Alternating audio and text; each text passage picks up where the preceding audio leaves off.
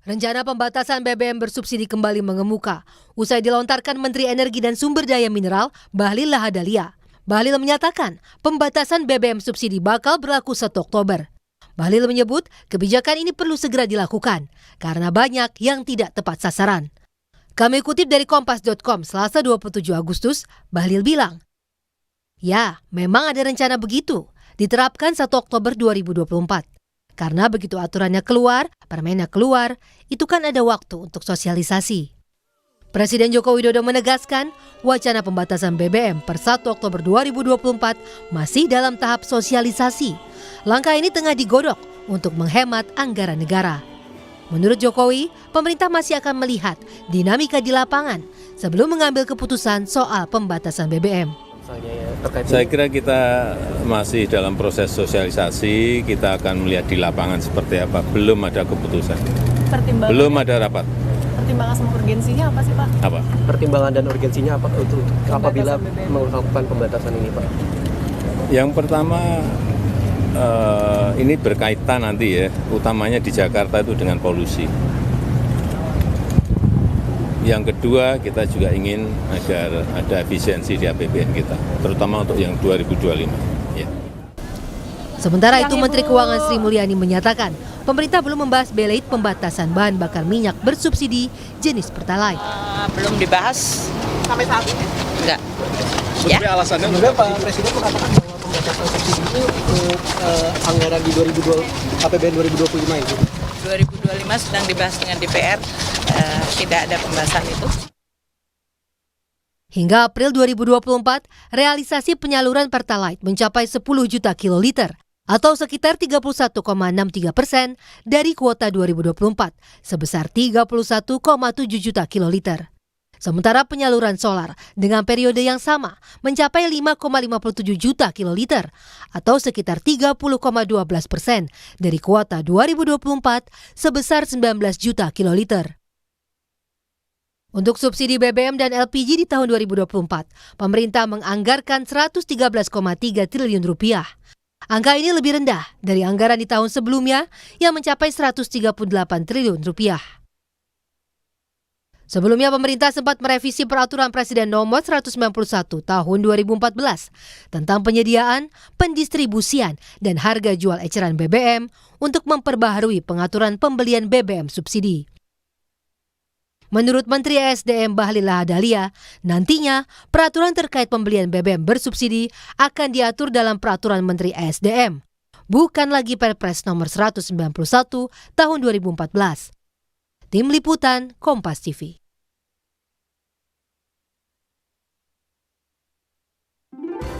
Lalu bagaimana mekanisme yang disiapkan pemerintah untuk pembatasan BBM bersubsidi? Kita bahas malam hari ini bersama Ridwan Hisyam, anggota Komisi 7 DPR, dan juga Fahmi Radi, pengamat ekonomi energi Universitas Gadjah Mada. Selamat malam Pak Fahmi. Pak Hisyam, selamat malam.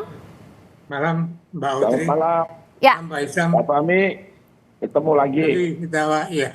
Oke, sebelum saya mau nanya soal gimana caranya pembatasan BBM bersubsidi nih. Jadi pertanyaan pertama saya, Pak Hisyam, sebenarnya ini yang mana yang benar nih antara dua menteri beda pendapat? Bu Menkyu bilang belum ada rencana pembahasan untuk BBM bersubsidi, sementara Pak Bahlil menyarankan ini sepertinya akan ada dan itu pun di 1 Oktober pembatasan BBM bersubsidi. Jadi begini Mbak, tidak ada yang salah sih, Bu Menteri juga tidak salah, Pak Bahlil juga tidak salah. Nah, apalagi Pak Presiden ya. Cuman kita mungkin dari kata-kata itu bisa menafsirkan macam-macam. Jadi subsidi itu kita harus tahu ada subsidi dari APBN yaitu solar dan minyak tanah. Itu ditentukan di APBN. APBN 2024 sudah ada angkanya ya. 2025 baru kita putuskan besok bersama Pak Menteri. Besok pagi jam 10 kita ada raker sama Pak Menteri SDM untuk menetapkan RAPBN 2025. Nah, hasil dari usulan dari Presiden tanggal 16 Agustus kemarin. Nah, ini diharapkan nanti setelah dari Komisi 7 masuk ke Badan Anggaran, di Badan Anggaran akan didok. Nah, Rupanya Pak Bahlil menunggu itu, barulah dia bikin aturan-aturan baru.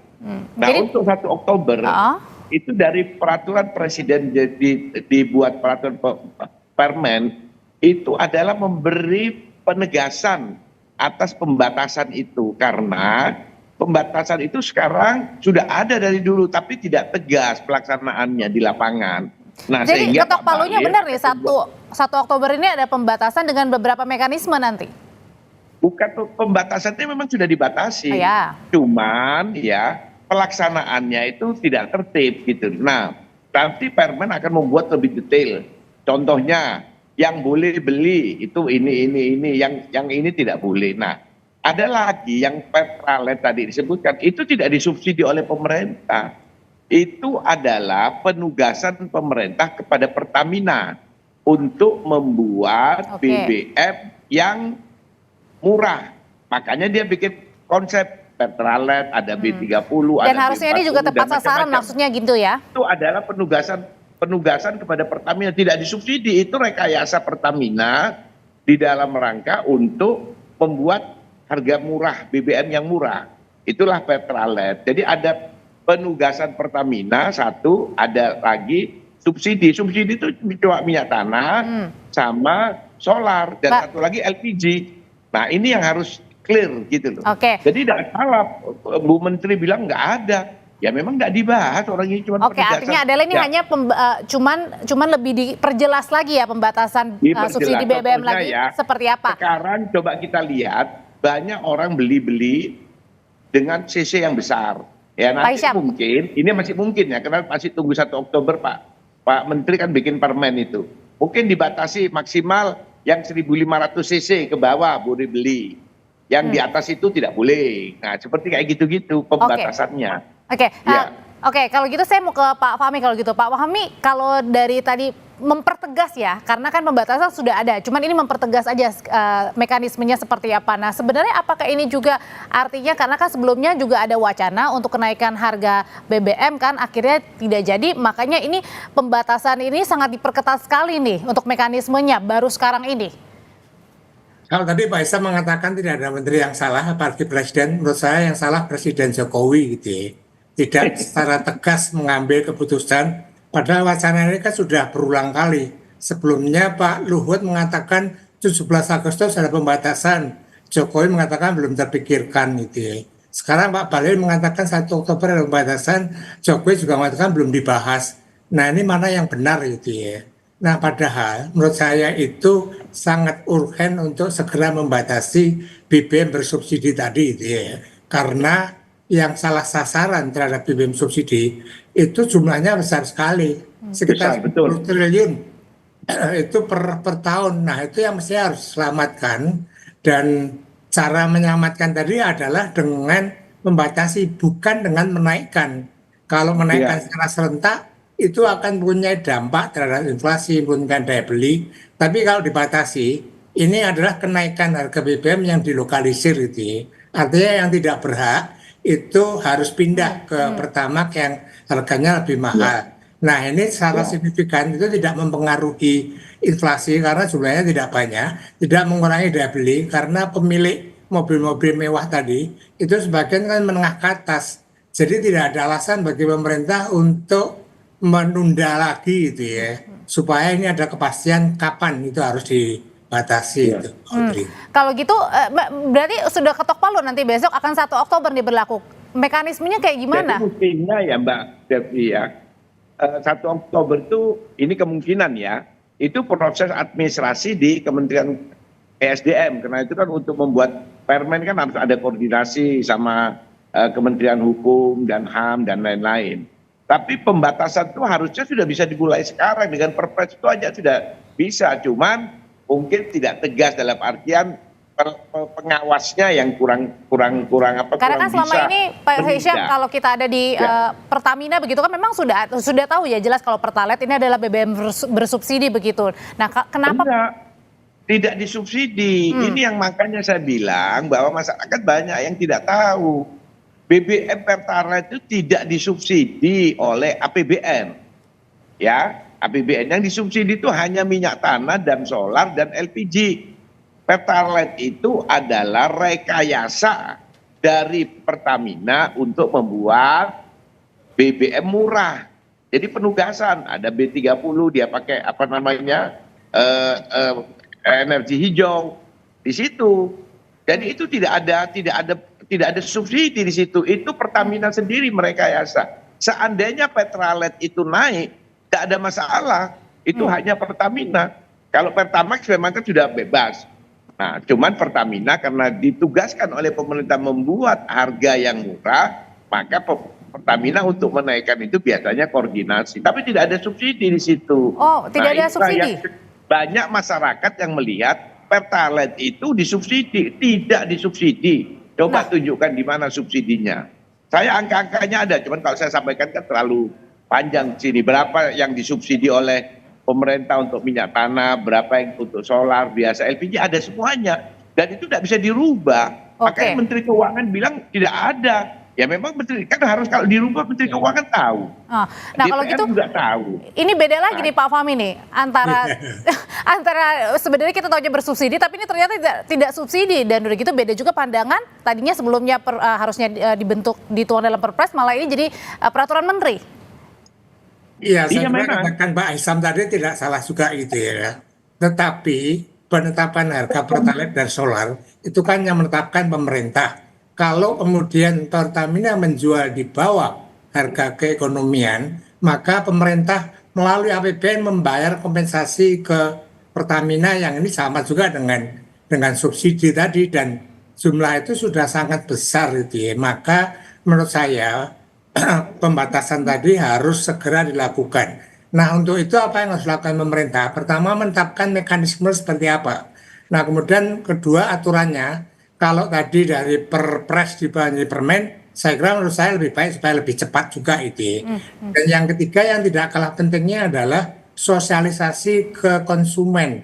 Karena bantah-membantah itu ya antara saling menteri dengan Presiden Jokowi ini menimbulkan persepsi masyarakat yang salah terhadap pembatasan tadi, seolah-olah nanti 1 Oktober akan ada kenaikan harga bersubsidi, padahal tidak juga kan. Nah, hanya ini dibatasi ya. Berbahaya juga itu ya. Jadi saya kira Bahlil harus segera tetapkan permennya dengan mekanismenya, sosialisasi, kemudian segera dibatasi, jangan hanya saling bantah di muka publik. Ini membingungkan bagi rakyat gitu loh. Pak Fahmi, tapi di sisa waktu yang ada di pemerintahannya Presiden Joko Widodo ini masih tepatkah di 1 Oktober? Karena kan di bulan Oktober juga ada pergantian nanti kan kepemimpinan. Nah, saya kira nggak masalah gitu ya, pergantian tadi. Yang penting sekarang mekanismenya seperti apa. Nah, mekanisme tadi diatur dalam Tapi bukannya juga bisa menimbulkan kecemasan? Nah, enggak, saya kira enggak juga gitu ya. Nah, kemudian sosialisasi. Nah, maka sebelum atau 1 Oktober itu bisa diterapkan gitu. Ini tinggal apa ya, komitmen terutama dari Presiden Jokowi gitu ya. Saya cuma menduga gitu ya. Jangan-jangan Jokowi khawatir kalau dilakukan pembatasan sebelum lengser menimbulkan dampak kenaikan harga, menimbulkan inflasi dan menurunkan daya beli. Nah, ini barangkali itu yang dikhawatirkan Jokowi gitu ya. Padahal itu tidak beralasan gitu ya. Tidak akan terjadi inflasi, tidak akan terjadi penurunan daya beli gitu ya. Jadi silakan Jokowi lakukan gitu ya. Untuk apa? Menghemat APBN tadi supaya pemerintah. Tapi mungkin gini Pak Fahmi. Mungkin tidak menurunkan daya beli, tapi bisa jadi berefek juga karena mungkin pada saat mereka bisa membeli mobil, tapi kemudian harus membeli di harga Pertalite karena tidak masuk ke pembatasan itu, kan artinya mereka harus mengatur cash flow juga di rumah tangga. Saya sudah menghitung itu ya, jumlah yang tidak berat tadi yang harus pindah, yang itu berarti kenaikan harga, itu jumlahnya tidak besar, tidak sebesar konsumen Pertalite dan solar gitu ya, sehingga kalau ada dampak inflasi itu tidak signifikan. Itu satu. Nah, kemudian yang kedua, yang tadi pemilik mobil pribadi itu kan menengah ke atas gitu ya, sehingga daya belinya masih kuat lah. Jadi tidak ada kekhawatiran itu yang bisa menimbulkan penurunan legasi dari Jokowi sebelum lengser tadi. tetapkan saja langsung 1 Oktober itu saya kira lebih baik gitu. Ada pertimbangan lainnya Jadi, nggak Pak Hisham? Ada begini Pak Mbak Devi ya, masyarakat kita ini sekarang karena sudah naik kelas, seharusnya mereka belum mampu membeli mobil yang menengah. Tapi karena sekarang itu untuk dapat mobil itu sangat murah. Ada cicilan 0%, bayangin sekarang itu di bank-bank itu. Dan karena ada pilihan LCGC juga kan yang disediakan sama pemerintah. Nah, sehingga akhirnya masyarakat membeli. Padahal mestinya belum waktunya dia beli mobil. Nah, mentalnya sudah mental naik mobil, tapi dompetnya masih harus belinya yang murah. Tadi itu yang BBM. Nah, inilah kejadiannya. Sehingga memang kita mendorong ekonomi ini bergerak, yaitu bank-bank memberikan kredit mobil dengan bunga yang murah dan waktunya panjang, uang mukanya ringan, sehingga orang naik mobil semuanya. Padahal dia kok dompetnya belum siap untuk membeli harga yang mahal tadi BBM itu. Inilah masalah yang terjadi sekarang itu. Jadi kita jangan lihat ansih masalah energinya saja, harus kita lihat masalah masyarakat ini juga harus kita edukasi. Kalau memang belum waktunya punya mobil karena dompetnya belum cukup, ya jangan beli mobil dong. Gitu loh maksud saya. Karena kalau beli mobil itu... Tapi kan ada pilihan juga Pak Hisham ketika pemerintah juga memberikan keringanan misalnya seperti ada mobil LCGC yang mengharuskan juga untuk membantu. Iya. Ya, kalau listrik kan sudah tidak pakai ini kan, tidak pakai energi. Kita kan bicara BBM. Kalau itu kan disubsidi, beda lagi kalau kita bicara mobil yang listrik. katakan Pak Hisham tadi, saya kira nanti dengan pembatasan dan keharusan membeli pertama ke atas bagi menengah tadi, mereka akan berpikir dulu sebelum membeli mobil. Karena kalau tidak mampu dia akan menggunakan pertama kan. Nah ini saya kira justru akan mendidik mereka juga gitu ya, untuk menghitung sebelum sosialisasi Pak Fahmi, yang penting ini sosialisasinya itu pertama gitu loh. Iya, jadi sosialisasinya Pak Fahmi, ya Kompas TV ini harus mensosialisasikan bahwa mobil ini tidak boleh pakai petralet atau tidak boleh sudah pakai diketuk solar, palu tapi belum harus Pak Hisham. Nah, sehingga orang jual mobil tuh harus begitu. Tapi karena kan enggak, yang penting mobil laku. Begitu balik lagi soal pembatasan BBM subsidinya nih Pak Hisham. Nah kalau kayak gitu sudah tahu nggak mekanismenya, misalnya di atas berapa cc begitu yang boleh mobil? Ya kurang lebih 1.500 lah itu. Di atas 1.500. Nah itu seperti apa? Bagaimana di pada saat kita ke pom bensin misalnya, bagaimana kita tahu misalnya berapa cc dan lain sebagainya, itu gimana cara mengecekkan? Sudah kelihatan nggak? Sekarang kan mobil-mobil kecil itu cuma 1000 cc itu. 1000 cc, mungkin bukan 1.500, mungkin yang tertinggi kalau masih 1000 cc sudah bagus itu. Nah makanya sekarang bagi yang jual mobil petugasnya kan harus dikasih. Ya petugasnya akan sulitan untuk mengetahui apakah ini 1.500 atau 2.000, itu kesulitan sekali dan itu akan merepotkan dan menimbulkan pengantrian besar gitu ya. Nah saya kira sesungguhnya Pertamina itu kan sudah uji coba menggunakan QR gitu ya untuk solar, dan menurut saya itu cukup berhasil gitu ya. Nah ini bisa diterapkan juga untuk Pertalite gitu ya. Nah hanya kelemahannya karena dalam QR itu kan harus mendaftar apakah melalui aplikasi atau harus di SPBU. Dan kan waktunya juga ya cukup apa enggak nih ya untuk meraup sebanyak mungkin. Ya ketika 1 Oktober diberlakukan. Terima kasih Pak Hisham, anggota Komisi 7 DPR, dan juga Pak Fahmi Radi, pengamat ekonomi energi Universitas Gadjah Mada. Selamat malam. Selamat malam.